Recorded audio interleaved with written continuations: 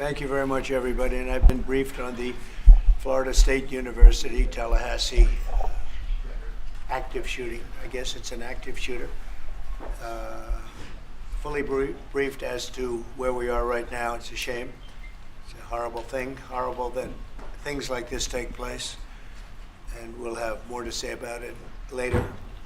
In the meantime, it's an honor to have the Prime Minister of Italy with us, Prime Minister Meloni, who's doing a fantastic job. I would say that she has taken Europe by storm and highly respected. Everybody loves her and respects her, and I can't say that about many people.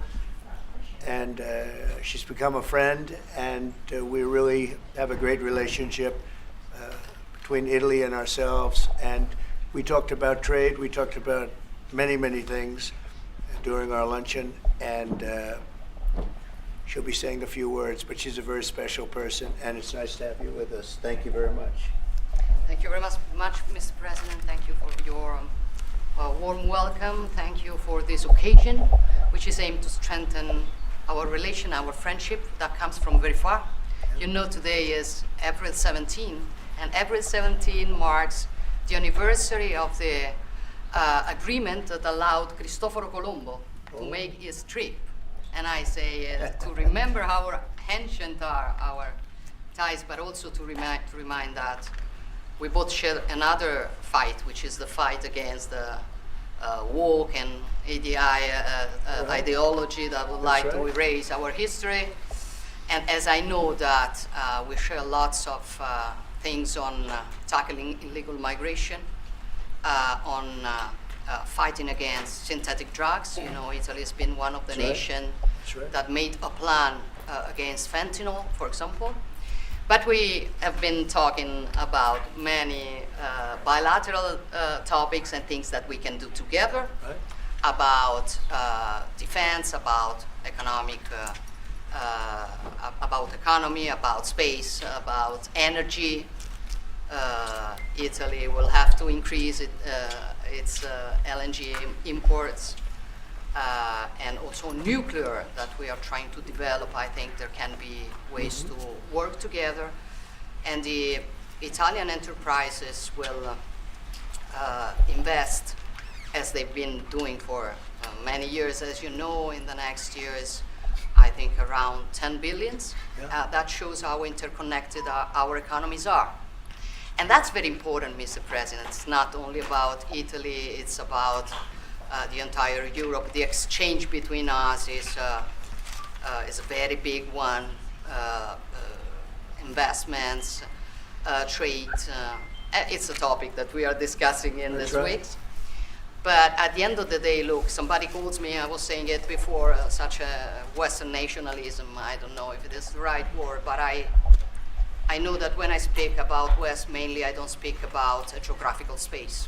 I speak about a civilization. And I want to make that civilization stronger. So I think even if we have some problems, okay, between the two shores of the Atlantic, it is the time that we try to sit down and find solutions. So I want to thank President Trump for having accepted an invitation to pay an official visit to Rome in the near future, and consider a possibility in that occasion to meet also with Europe. The goal for me is to make the West great again, okay? And I think we can do it together. We can. We will keep on work on that. I'm going to close. I want to say only, I'm proud of sitting here as Prime Minister of an Italy that today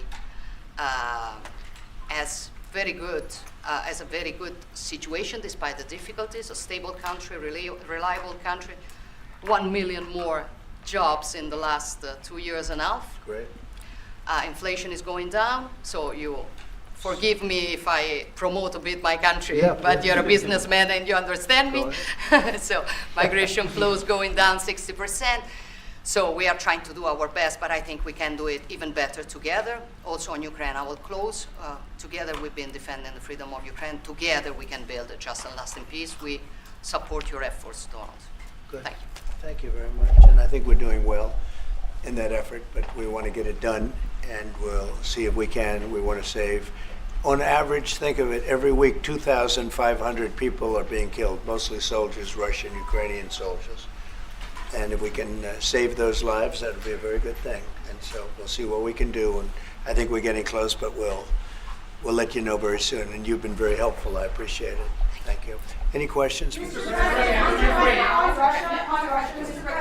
how much longer does Vladimir Putin have to respond to your ceasefire proposal before you put secondary tariffs or sanctions on Russia? We'll see what that will be. We're going to be hearing from them this week, very shortly actually, and we'll see. But we want it to stop. We want the death and the killing to stop. Mr. President, on Jerome Powell, you said that the termination of Jerome Powell cannot come fast enough. He says he won't leave, even if you ask him to. Oh, he'll leave. If I ask him to, he'll be out of there. But Do you believe I don't think he's. I don't think he's doing the job. He's too late, always too late, a little slow, and I'm not happy with him. I let him know it, and if I want him out, he'll be out of there real fast. Believe me. Yeah, go ahead. Are you trying to remove him? Go ahead, please. Question. Are you trying to remove him, Mr. President? Yeah, question. Mr. President, when you made Judge Boasberg in a case against your administration, said the Constitution does not tolerate willful disobedience of judicial order. Do you agree with that statement? Well, you're going to have to speak to the lawyers. We have great lawyers.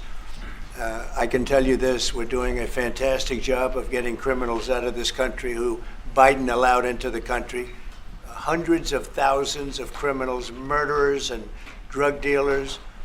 And I was elected because of the fact, I would say maybe that was the number one fact for a lot of reasons, the economy, a lot of things. But one of the primary reasons I was elected is because I said, I'm going to get the criminals that he allowed to come into our country so stupidly through open borders. I'm going to get them out. And I got a lot of votes, record-setting numbers of votes, as you know. We won everything. The popular vote, all 7 swing states, we won everything. And that's what the public wanted, and that's what I'm doing. But you'll have to speak to the lawyers because it's up to them. Mr. President, what do you think of the proposal from France? Say it. What do you think of the proposal from France and UK of a peace mission in Ukraine with soldiers? And do you think that Italy should take part into it? Well, I think Italy will have to make that determination, but peace missions are always good with me. I'm okay with peace missions. Yeah, please. Mr. President, have you discussed what areas of cooperation have you discussed with the Prime Minister vis-a-vis Italy and the United States and Europe and the United States? And on China? We discussed it very briefly. No, we're doing very well with negotiations, I think, with all countries. And Scott could tell you a little bit, but we are doing very well. We have a lot of countries that want to make a deal. Frankly, they want to make deals more than I do. Go ahead, Scott. Would you say something, Chris? Yeah, we've got a process in place. We're working on the big 15 economies first. We had a fantastic meeting with Japan yesterday. I believe there have been calls with the EU already. And then we have South Korea coming in next week. And I believe India is also talking. That's moving very quickly. Go ahead. Ukraine's President Zelensky has said he has evidence that China is supplying weaponry or ammunition to Russia. Do you have any evidence along those lines? And also, he said we could see a minerals deal signed this week. Is that? Well, we have a minerals deal, which I guess is going to be signed on Thursday, Scott, next Thursday, soon. And I assume they're going to live up to the deal, so we'll see. But we have a deal on that. No, I have no comment on that. I have no idea. That's his statement, not mine. Mr. President, there were reports that you waved off an Israeli attack on Iranian nuclear facilities. Can you comment on that? Is that accurate? And they say the attack is what? That you waved off an Israeli plan to attack Iranian nuclear facilities. I wouldn't say waved off. I'm not in a rush to do it because I think that Iran has a chance to have a great country and to live happily without death. And I'd like to see that. That's my first option. If there's a second option, I think it would be very bad for Iran. And I think Iran is wanting to talk. I hope they're wanting to talk. It's going to be very good for them if they do. And I'd like to see Iran thrive in the future, do fantastically well. I know the Iranian people, they're incredible people. always have been very smart, very energetic, very successful people. And I don't want to do anything that's going to hurt anybody. I really don't. But Iran can't have a nuclear weapon. It's, pretty simple. It's really simple. We're not looking to take their industry. We're not looking to take their land. All we're saying is you can't have a nuclear weapon. The deal that was made with Obama, that deal would have expired already. It was a terrible deal. It would have expired. And that gave them a clear path to a nuclear weapon. I wouldn't have accepted. That's why I terminated the deal. Number one, it was way too short. When countries are involved, you don't make short-term deals. These are countries with long lives. And I terminated that. And it was a great termination because it didn't allow us to do anything. Once it terminated, you know what the deal was. It was a terrible deal. Really, one of many terrible deals made by the U.S. But no, I'd like to see Iran thrive. And they can do that, I think, very easily, or they can do it the other way. And the other way is not going to be good for them. It's going to be really bad for them.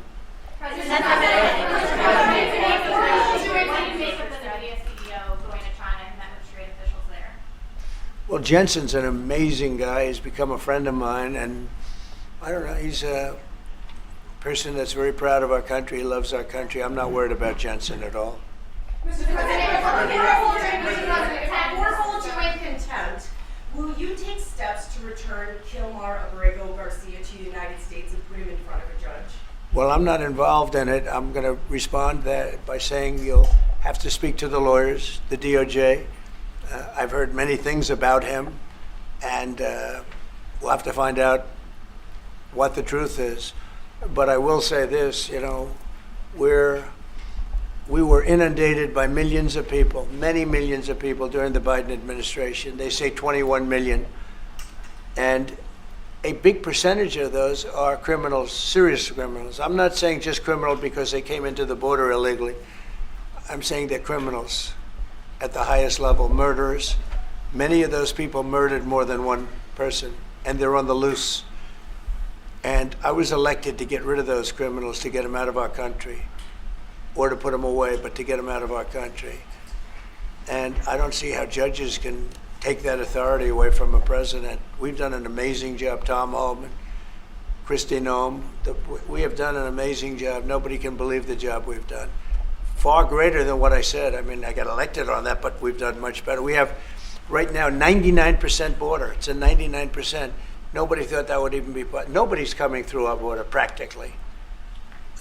2 weeks ago, we had 9 people come through, all for medical reasons. We allowed them, we brought them through because one had a heart attack, one had something else, and, all for medical reasons.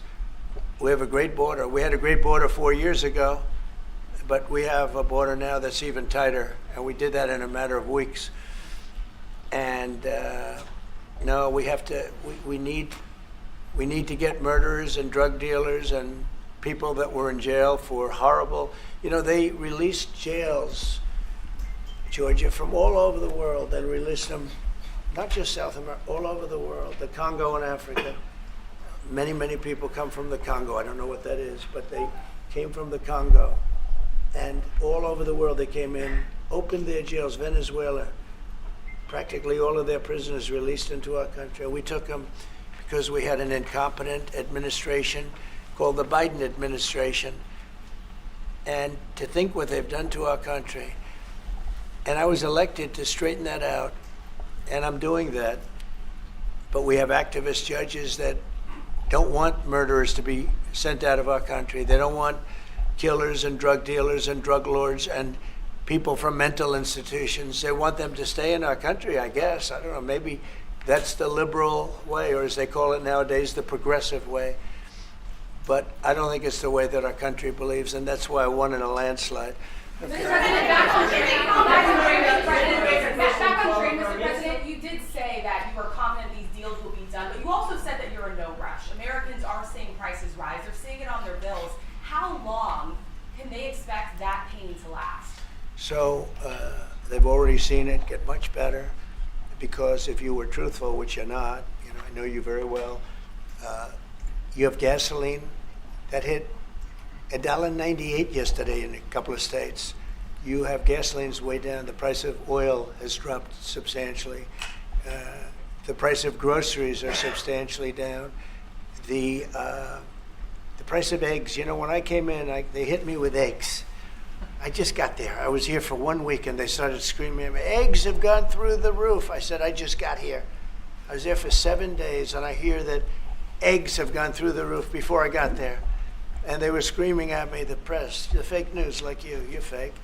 And the fake news is screaming at me like about eggs. I said, I've only been here, this is my 7th day.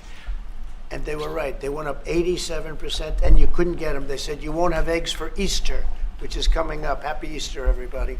You won't have eggs for Easter. And we did an unbelievable job. And now eggs are all over the place and the price went down 92%. And our Commissioner of Agriculture, Brooke, has done a fantastic job. They really have done a fantastic job. So prices haven't gone up. The only thing that's gone up actually is interest rates, because we have a Federal Reserve Chairman that is playing politics. Somebody that I've never been very fond of actually, but he's playing politics. Interest rates should be down now. They should be coming down. In Europe, as you know, they reduced them, I guess 7 times. It looks like they're going to reduce them again and again and again. But our guy wants to play cute. But interest rates are pretty much even. Maybe they went up just a slight bit, but that's the only thing. But that's because of the Federal Reserve, because they're not very smart people. Do you regret nominating him? Go ahead. Yes, sir, please. Go ahead, please. Do you regret nominating him, Jerome Powell? Look, in the first 4 years, we had the greatest economy in the history of our country. Stock market went up 88 points. I think he's terrible, but I can't complain because we had the most successful administration economically in the history of our country. I think we're going to do even better this time because you will see that the numbers that we're taking in are astronomical. We're taking in tremendous amounts of money with the tariffs. We were treated very unfairly on trade, and countries are having a hard time getting used to the fact that they can't do that to us anymore because we have a real president. We have a president that understands what it's all about. We had presidents that in some cases were smart, but they didn't understand business, or they didn't like business, or it wasn't like a priority. And then you had like the last administration, the only thing they were good at was cheating in elections. That's about all they could do. They couldn't do anything. They were useless. They were incompetent. Worst administration in the history of our country. Worse than Jimmy Carter. Jimmy Carter died a happy man. You know why? Because he wasn't the worst president. Joe Biden was. So I think you're going to see some fantastic numbers when this all happens. It's happening now. I mean, everybody wants to make a deal. And if they don't want to make a deal, we'll make the deal for them. Because that's what's going to happen. We'll just say, this is what it is. But we want to listen to everybody. And I think I can say for Scott and the other people that are working on it that we're listening and we're going to be very fair to people. But, we're the one that really sets the deal, and that's what we'll be doing. Okay. Go ahead, please. A question to our Prime Minister. Oh, you have a great Prime Minister. You're so lucky. Yes. In italiano? Yes, that's right. Okay. I'm not sure they do agree. Presidente Meloni, volevo sapere cosa pensava del fatto che il Presidente Trump ha considerato responsabile Zelensky della guerra in Ucraina e poi se avete parlato delle spese militari e qual è il limite massimo a cui ha detto che può arrivare l'Italia, le percentuali delle spese militari. Non abbiamo parlato dei limiti massimi a cui può arrivare l'Italia, abbiamo parlato del fatto che l'Italia sta mantenendo i suoi impegni perché arriverà al prossimo vertice della NATO con il 2% che era già previsto, che è stato sottoscritto dai governi precedenti, perché siamo una nazione seria, ma non abbiamo parlato poi di quanto vada aumentata questa percentuale, anche se siamo ovviamente consapevoli che il tema della difesa sia un tema particolarmente importante di questo tempo. Per quello che riguarda la guerra in Ucraina, lei sa come la penso che ci sia chiaramente ci sia stata un'invasione e che l'invasore da quel punto di vista fosse Putin e la Russia, ma non è questo che oggi quello che rivela è il fatto che insieme vogliamo lavorare, stiamo lavorando per cercare di arrivare in Ucraina a una pace che possa essere giusta e duratura. Penso che questi siano gli sforzi sui quali condividiamo il nostro lavoro, abbiamo condiviso anche oggi il nostro lavoro. That sounded absolutely, that was so beautiful. What the hell was that? What did she say, please? No, I mean, it sounded great. It was about. It was beautifully presented, but maybe I could hear what she said. Please, go ahead. It was about asking. Guys, Hold it, hold it. Have some respect, please. Thank you. No, wait. I want to hear what she said. Go ahead, please. Prime Minister Meloni was asked what she thinks about the fact that President Trump holds Zelensky responsible for the war in Ukraine. And Prime Minister Meloni answered, well, actually, we have no, and also if you talked about the military spending, how and the raising of the military spending, and the first thing Prime Minister Meloni said is that no, actually we didn't talk about the raise in military spending. Of course, Italy will keep its commitments with 2%, and then we will see, because we are absolutely aware of the fact that it is very important Well, I will do defense that. is very wait, important. wait. I will It's do very that. important. They've been asking if we decided another percentage about the defense spendings, NATO, and I said NATO. yes, NATO, and I said that Italy is reaching the 2% as it was already decided. We didn't speak about a specific other percentage, but we are aware of the fact that defense is important for the future, and we see what also the work that we are trying to do at the European level. And I don't hold Zelensky responsible, No. but I'm not exactly thrilled with the fact that that war started. That was a war that would have never started if I were president. You'd have millions of people living right now that are dead. You'd have cities that would be open and thriving, and they'd have their beautiful turrets. Those turrets are the most beautiful in the world, but they're not with us any longer. They're smashed to smithereens, laying on the ground in a million pieces, getting hit by rockets, bombs, and bullets. And so I'm not happy with him, and I'm not happy with anybody involved. I think it's a war. I know it's a war. It didn't happen for 4 years. It was never close to happening. It was never even a thought. And I spoke to President Putin about it a lot. It was the apple of his eye, but there's no way he would have ever gone in if I were president. Now I'm trying to get him to stop because, as you know, Russia's a lot bigger. It's a bigger military force. And if you're smart, you don't go involved and get involved in wars that you can blame the man that was sitting in this seat. Biden, he didn't know what the hell was going on, but I can guarantee you that, and everybody agrees to it, if I were president, that war would have never taken place. I'm not blaming him, but what I am saying is that I wouldn't say he's done the greatest job, okay? I'm not a big fan. I really am. I'm not a big fan. Go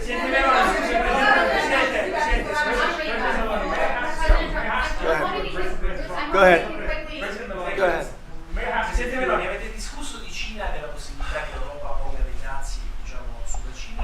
Mr. President, are you sure about the definition of parasite of European? Would you say again that the European are parasites? It's never said. Would you say again that The European- Europeans Have are you said that parasites? Europeans are parasites? Yeah. Have you seen it? No, I haven't don't. said. I don't He know what. didn't say. I don't even know what you're talking about. Go ahead, please. Go ahead.